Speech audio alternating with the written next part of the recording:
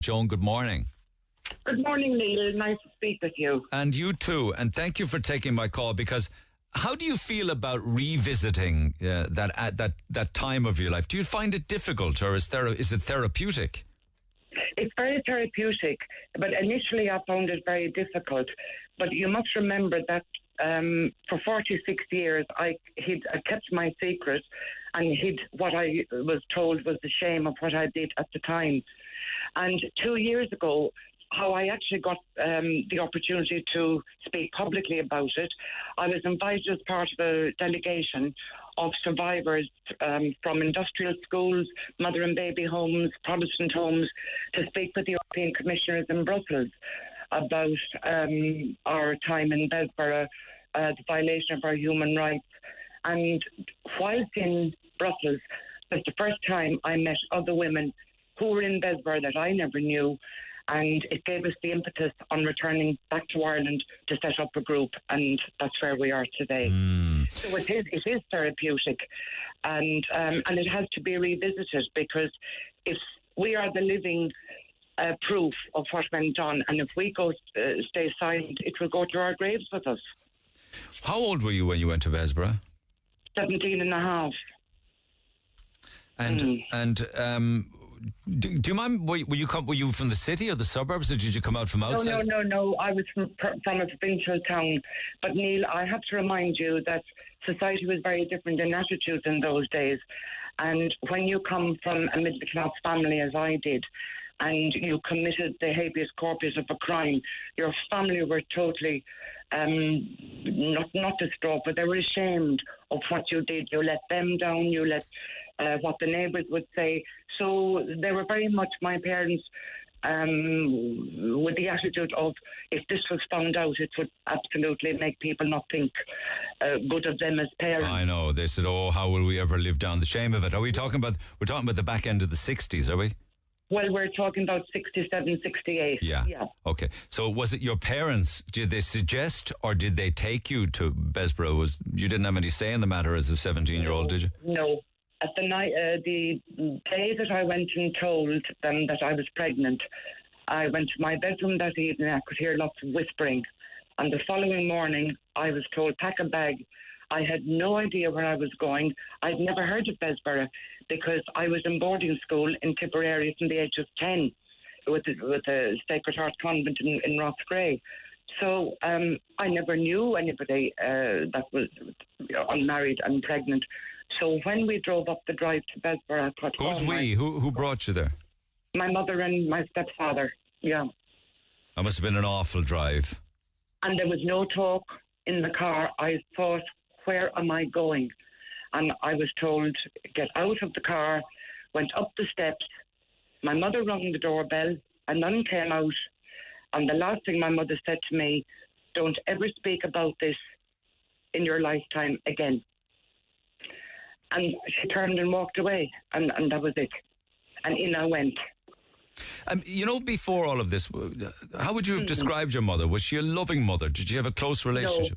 No. And I think it was because as children in those days, we had no say. I always remember when I was 10 being told during my summer holidays, oh, by the way, you're not going back to school here this year. You're going to the same school that I was a boarder in. And I remember saying, I don't want to go in this, and I was not given a choice. So from the age of 10 to 16 and a half, almost 17, I was estranged from her and my father at the time, because he died and she remarried subsequently. But looking back on it, unlike my relationship with my children and grandchildren, I had no relationship. I didn't know her. Now, but she didn't depict in my mind of what a mother should be. I know. So there you are on the gate, on the door of the big brown, imposing Bessborough door. How long gone were you at that stage? 3 months. 3 months. I wasn't even noticeable. And were you were going for a leaving cert then, was it? Yes, I was. Yes. And did you have a boyfriend in Tipperary or something? No. My boyfriend was a student at UCC. Right. Okay. And it wasn't just a one-night stand. That's my point. Did you love him? Absolutely. Yes, absolutely.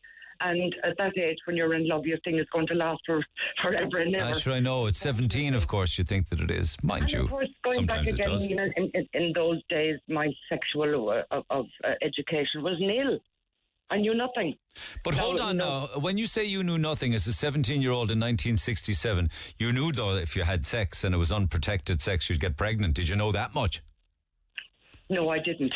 What did you know? Nothing. I didn't realise what I was doing. Would you believe that would have got me pregnant? I was so naive. I thought it only happened if you were married. I didn't think if you were not married, you could get pregnant. I know it sounds bizarre. It sounds so bizarre. It does. That something biological changed after you got married. Yes, I know. And I mean, remember that I was in a very renowned boarding school. I never during my time there ever had biology classes, reproductive classes. I remember when I went to England nursing afterwards, when it came to the reproduction thing, I thought, my God, how little did I know. Do you believe, this is a very interesting point, do you believe that there were many young people of your age in that era who felt like that you couldn't get pregnant unless you were married? Absolutely, and we talk about it regularly within the group. That, God you know, almighty, I mean, I use the term "how ignorant is that" in a nice way. You know, I don't mean it, not in an abusive way. Oh, I agree with you. And I mean, it's like the old cliche, ignorance is bliss. And it was bliss. But unfortunately, it ended up with myself and many others in behind those doors in Bessborough. And then straight away, every aspect of your human rights are violated because they took away your identity. And you know the story, Niall. It's been well documented on your programme. But the regime in there is something that will live with me for the rest of my life. How did they take away your identity? Did they change your name? Three things. As soon as that big door was slammed behind me, I was told, before we go any further now, you will not divulge your name or who you are, where you're from to anybody. We'll give you a fictitious name. I can't even remember to this day. I've tried and tried. Secondly, you'll have no contact with the outside world. And remember, in those days, we had no mobile phones, so the only contact would be via post. And the third thing, if you attempt to run away, you will be brought back here by the Gardaí. And they did run away. They did run away. Yes, they did. And I brought this up when I spoke to the commissioners in Brussels. I wasn't there. I spoke on a personal level. That I found, and to this day I find that a dreadful statement to go over my head. I wasn't there by any word of court. So does it not make you think that the Gardaí at the time, they were all aware of what was going on, and yet they were prepared to participate if a young woman, vulnerable, ran away from Bessborough for whatever reason, they would be brought straight back. Okay, and you know, and from the 3 months to the 9 months when you gave birth, how was your time spent? The first couple of months was in summertime, and my job was cutting the grass, the lawn with the scissors, with other women. In an the actual winter scissors, like an actual scissors. Yeah, you know, like you'd have in the kitchen to cut a piece of twine or something. Yeah, kitchen scissors. Was this a penance? Was it? Yes. The nuns were extremely articulate in saying this mantra day in, day out, when you were either having food, doing your, as they called it, menial work or servile work, and that was repeatedly, you've sinned, you're doing this punishment for your sins, you'll never make anything of your life, no man will want you because you're stained, you'll never get married, you'll be nothing.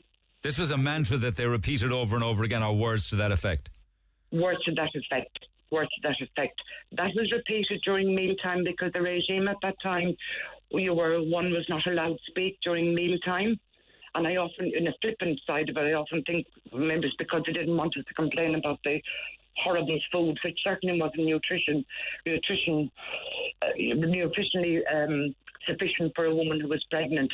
So they would quote from a holy book or some kind of a book, but it was always around how bad you were, what you had done, you were ashamed of your community. Sinner, damnation, and all this. Absolutely. And I mean, really, Neil, looking back on it in reflection now, the idea of all that was to try and break you. But something inside me thought, I'm not going to allow you to break me. I have seen other women go to big bits, and I meet them now, the impact of being incarcerated had on their lives. But thankfully, I don't know why, but so many babies were dying in childbirth, and listening to you, one can even understand that many of the children dying at childbirth was because their mothers were being malnourished. Oh, absolutely. I'm not alone in that, Neil. I mean, the regime there at the time was that you were invariably forced to breastfeed your child. Well, fortunately, I was able to breastfeed my baby. But many of the women who bottle fed their baby, as and when, I suppose, the supply of milk and the nuns would buy the bottles, sometimes some of those babies didn't get bottle fed, and they would ask us other mothers to try and feed them as well as our own babies. Wet nurse them. Oh, absolutely. And I mean, Neil, you're a parent, and subsequently I had more children, but can you envisage a scene of a woman after giving birth having her baby locked into her nursery? You had no access to that child. Not alone were my human rights violated, so was my child and every other child. You were only allowed to see them when the bell went. They might as well have had bars up on those windows, really. It was a prison. Well, absolutely. But yes. were you? It says here that you were, even when you went into labour, you were still being forced to do a lot of manual labour, including polishing floors on your hands and knees. So it was. Yes, that's true. Very physical work, wasn't it? Well, again, you were told that this physical work was to atone for the sins that you committed. Yes, absolutely. Were there any kind nuns? No. None? I'm speaking on a personal, from a personal perspective, no. I didn't meet one kind one in the 6-7 months I was there. And again, in reflection, when you look at the stature of a nun in a habit, and they depict that they are brides of Christ, I always, and I say this whenever I'm speaking, to me they depicted the brides of evil. They were the most unkind human beings I've ever come across. Yeah, it's a bad colour as well. Black's a bad colour, with that in mind, isn't it? If you're, Yes. And it's like the mourning widows of Christ, really. Absolutely. And now that I'm more mature and a bit more worldwide in issues and things, looking back, I think a lot of those women were probably very angry and bitter that they were probably in a convent that they didn't want to be. No, they didn't want to be nuns at all. Yeah. No. Yeah. But Neil, I went on nursing because I have a kind heart, and kindness, it cuts across all classes and religions and whatever. It's nice to be kind, but they certainly weren't. No. Now, you gave birth to a beautiful baby boy, I believe. Is that right? I did. Yes, I did. Okay. Can you just hold that thought and we'll pick it up after the break? Do you recall the childbirth, Joan? Was it? Yes, vividly, and it's something that has never left me. I was polishing this, what now probably wasn't, but it seemed yards of a corridor, and I got a pain. I remember it was 5 p.m. Things I remember very vividly, other things are completely obliterated from my mind. But the nun, I sat back on my heels and I gave a oof and then pain, and she, with the toe of her foot, just said, "Continue what you're doing." Toe of her foot did what? Just tapped me on the side of the thigh and just said, "Continue what you're doing." And I kind of gave you a kind of a funt, like a kick. Yes, but not that would a tap. I would more of a tap with her foot, and much to say, never mind the pain, just get on with it. Well, it may not have been a full force kick, but it's how I interpret somebody's foot hitting your thigh. It's not in affection or kindness. Yes, no, certainly not. No, I mean, the floor needs to be polished. Forget about my pain. So I went to bed that night at 9 o'clock, and I woke a couple of hours later in excruciating pain. And the regime at the time, the nuns would be on night duty and they'd walk up and down the corridor. I came out in the corridor, leant against the wall, doubled over, and then she brought me downstairs to the room next to where you gave birth. I wouldn't call it a labour ward. It was just a room with a metal kind of a table, I suppose you'd call it. So she put me into this room. Now, visualise this room, Neil. It was just big enough to fit one single bed. The head was at the wall and the foot was at the door. And wedged in beside the bed to the other wall was a commode. And she put me in there, locked the door, and there was a small window the size of about an A4 piece of paper. And there I lay until 8 a.m. next morning, absolutely petrified. In labour, a 17-year-old girl now who didn't know the birds and the bees in labour. No, I was distraught. She opened the door next morning. Were you screaming? Like a banshee, but I didn't want to alarm others, but moaning enough that I wasn't, that I was in excruciating pain, and I begged her, please, I said, give me something for this pain, and she said, no, you'll suffer for your sins. And when she whipped back the sheet on the bed, the head was almost presented. And she said, right, walk across the corridor. To this day, I honestly do not know how I got across that corridor. And then she said, get up on that table. I couldn't. I just threw myself across it. And again, at that time there, when you were giving birth, it was a woman who gave birth the day before would be helping the nun deliver the next girl. And was that policy? No policy. It was their rule. There was no policy. No, but yes, it was a policy. It was a rule. It was a very nasty, hurtful, evil one. But it was. If this was protocol, the day after you give birth, you help another. The day after she gives birth, she helps another, and so on it goes. Yes, and that's how it went. So that girl lifted up my right leg, and I had my left leg, and the nun bent down, and my son just pushed him out. That was it. And so inhuman, and there was no such thing. I even remember giving birth saying, oh, for God's sake, give me something for the pain. She said, no, you'll suffer for your sins. And my story, Neil, resonates with all other women. I'm not just telling you an untruth. That is the truth. Did you ever see him again then, your son? Not until 2 years ago. So for 50 years, you had no sight nor sound of... Like after you gave birth, he was taken away. Did you not get to feed him? Did you not get to see him in the nursery? Yes, I had him for 7 weeks. And when you breastfed your baby in the nursery, because it was deemed as immoral to show one breast, you had to face the wall so that you wouldn't be looking at the woman in an angle. You wouldn't be looking at the woman next to you. And you always had to sit with your back to the door. And it's only now I understood why. Because the day that my son was taken from me while I was breastfeeding, the nun came in behind me, crept in, and of course you're so engrossed in feeding your baby and that precious time that you have with him, you're kind of oblivious of what else is going on around you. And she just bent over me and snatched him and said, he is going. I didn't know where he was going. In the middle of feeding him, snatched from him. Yeah. And when you were there during that period, would parents call to visit girls, or did anyone call to see how they were? Or no. No one ever called? No. No one ever called. And when you were, after you had your son, were your parents told? Did you get to write to them? Did you use a public call box to ring them or anything like that? No communication. I was so frightened of the awful thing that I had done, and I'd let my parents down and everybody else down. I was absolutely petrified. And what were your feelings towards your son? Did you develop a bond? Did you wish to keep him and rear him?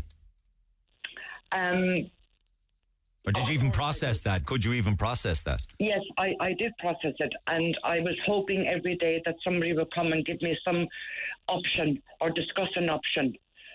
But the only option that I had open to me without any discussion was that he had to go, but I was hoping against hope that even my mother would say, oh, look, we allow you to keep it. But that didn't happen. And yes, to answer your question, I did bond with him. But Neil, shortly after that, I left Bessborough and subsequently went to the UK.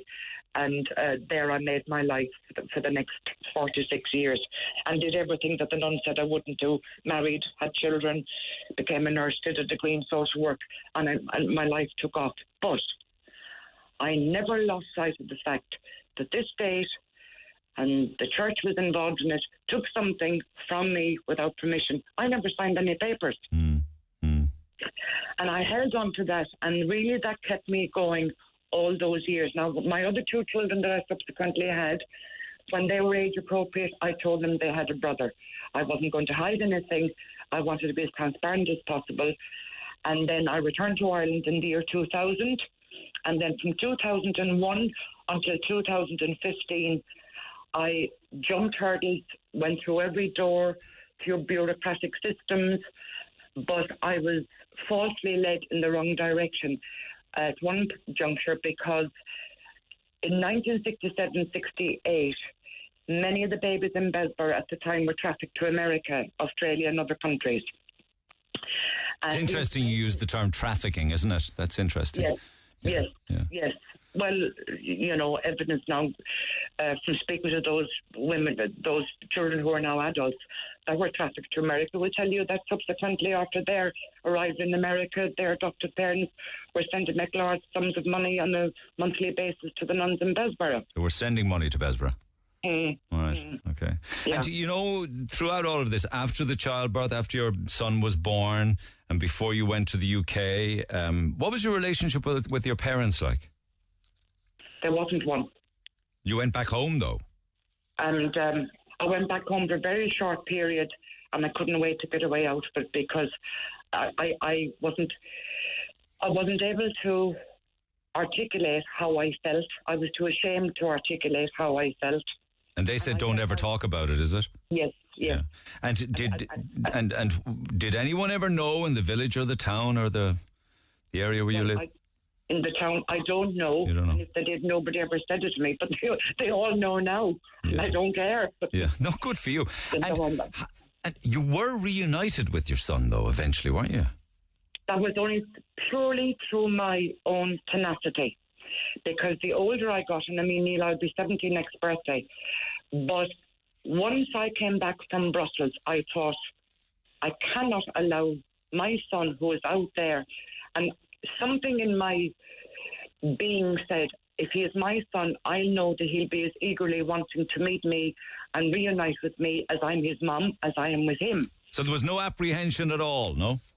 No, absolutely none whatsoever. How did you find him? Well, having been run around, and initially I was told the possibility that he would be in America. My daughter, who now lives in Middleton with me, or near me, we spent about 4.5 years trawling the internet, getting in touch with organisations all over America, and it came up with nothing. And eventually I asked somebody to know, would they ask Minister Fitzgerald? I didn't think that I, as a mere morsel of a woman, would have the authority to ask the Minister for the information that I needed. So I asked the TD, would she ask the Minister to know where were the files, if any, from Bessborough, where would they be housed? And I got a letter back from her in 2013 telling me that they were all now housed in Tusla up in St. Stephen's and Glenmire. So in my ignorance and naivety, I phoned up and said, by the way, my name is Joan McDermott, and there is a possibility you could have my file. Can I have it? Well, Neil, I swear, I nearly died with the response I got. Due to the amount of women that are inquiring about the same thing, this is 2013, I would have approximately 8 years to wait before I could get a response as to whether my file was there. Which I responded, well, by then I'll probably be dead. 8 years? Yes. How did you expedite it then? Well, I just kept ringing up and I just kept plaguing them. And I think think perhaps in the end they got so annoyed with me requesting, please can you find my file, that after a year, and in the interim I got a letter to be patient. Well, you see, my patience by this point had run out. And one morning I came into my house, going in the corridor, I heard the phone ringing. I was after coming from the gym, puffed out of breath. The phone rang, and it was the social worker saying, Joan, we found a match. And I just said, well, bloody time. I wasn't anyway getting the weeping or anything. And where was he all these years? In the Midlands. But unknown to me, my son had the same tenacity. He was 9 years trying to glean information from them about his mum. And he got it. Well, of course, people must realise out there, Niall, that when a mother or a child applies for information under the Freedom of Information Act, it is up to the discretion of the senior social worker to give that person as much or little information as required. So my son had an A4 piece of paper with my surname cut out, just my first name, when I went into Bessborough and when I was discharged, and of course they were all wrong. And they cut your surname out of the piece of paper that they gave him. And I wish I had more time to go through the whole the admin and bureaucratic nightmare that you went through. But tell us a little bit about when you were reunited with him. The system they set up in Glenmar that the mother has to arrive half an hour before the son, in case that it all goes pear-shaped. They have to be there to witness it. But in the interim, I had written to my son via them and sent photographs.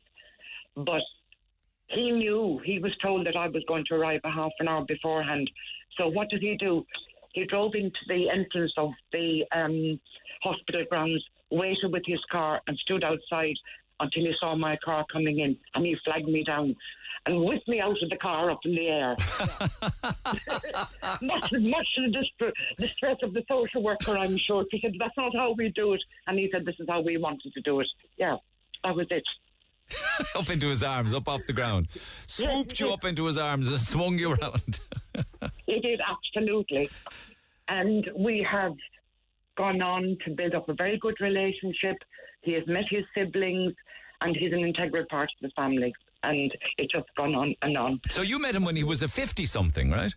Well, he'll be 15 next Christmas. And And how was his life and his adopted parents and everything?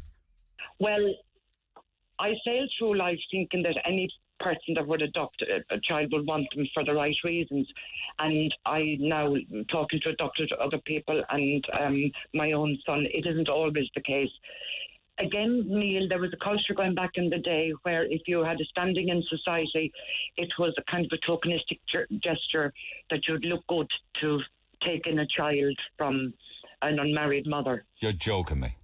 No. And that was one of the first things he told me. He said, I wasn't in a loving family. I was a tokenistic gesture, and it looked good for the farming community in the area that they lived. He always knew he was different. And he said even from the age of 6, he knew that his mum was out there and that one day he would find me. So he didn't have the nurturing and upbringing and loving family upbringing that my own children did, and I regret that. You regret that. I'm just wondering, do you know the first thing came into my head when you were saying that? Did he need to tell you that? Like, you know, did you need to know? You feel awful over that now, clearly. Well, right. I had an awful life. I wasn't. You know what I'm saying? Yes, well, we're both very open with each other, and warts and all, we put it on the table. Fair enough. That's how I feel we can both move forward. There's no point in hiding secrets. He fully understands the regime and what I went through in Bessborough. Doesn't hold it against me for having him taken by these people. But as I always say to him, I cannot change the past, but I certainly can change the future. And you have a great relationship together now. Do you mind me asking, do you think that there are many babies buried down in Bessborough? Or do you have a thought on that at all? I have great suspicions, Niall, and not just me, but this is something that I spoke about with the journalist in the Cork Journal this week. The Irish First Mothers Group now that I'm in, we are calling for an excavation in Bessborough. And the reason why, Niall, we hold conferences throughout the country in order to facilitate women in the same position as ourselves. And a couple of months ago, I was up in County Meath and I shared a room with a woman who was in Bessborough in 1971. And again, this was common practice at the time. She was sent down to Blackrock to do an errand for the nuns, and on return, her healthy 6-week-old baby had vanished. And she said, "Oh, where is he?" Well, they said he's died. No death cert to this day.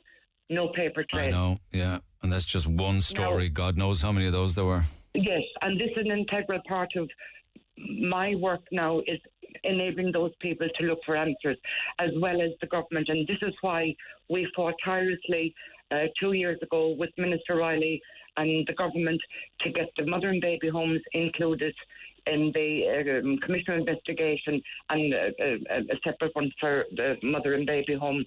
And the Commission of Investigation, the Commission of Inquiry is ongoing at the moment. That's why we've had revelations like we've had in Tuam, and now one must push for it to happen in Bessborough as well. I believe that it will, though, you know. I believe that it will. I don't think they have any option, really, you know. Well, I feel very optimistic, you know, that it will, because you see, the thing is, Niall, I can only speak for us mothers. A lot of us are of the ageing population, and we genuinely feel that when we started opening our mouths about Bessborough and other institutions and homes a couple of years ago, we got the impression that, oh yes, it was dreadful, and you know, that was the way it was in those days. But look, you're all old, and what can we do about it? It's historical. But of course, it's not historical. These practices went up until the last home closed in 1996. That's right. No, never mind just that, which is a very valid point. But you were only reunited with your son a couple of years ago. We are living it today. Yes, absolutely. And there are still women who are still looking for sons and daughters and have unanswered questions. So it's not down to the history books anymore. This is... No, absolutely not. And I always say, Neil, no matter how mighty the government is or how expert the elites are, they will never crush the spirit, particularly the spirit of the women at the moment, that the truth comes out of our mouths, and it has to be believed. Okay, I want to leave it there for now, but I want to give out contact details. No, the pleasure is all mine. It's just, it's great that I've managed to catch up with you. I have a wonderful photograph of you here, and I don't mean to be condescending, but you're a beautiful, stylish, classy woman, and so say all of us. Thank you, Neil. I appreciate that. Right, listen, can I just end by saying, if only one woman can come forward out of this today and let her voice be heard, we will be there to support her along the way. At www.irishfirstmothers.com. Yes. Thanks, Joan. Absolutely.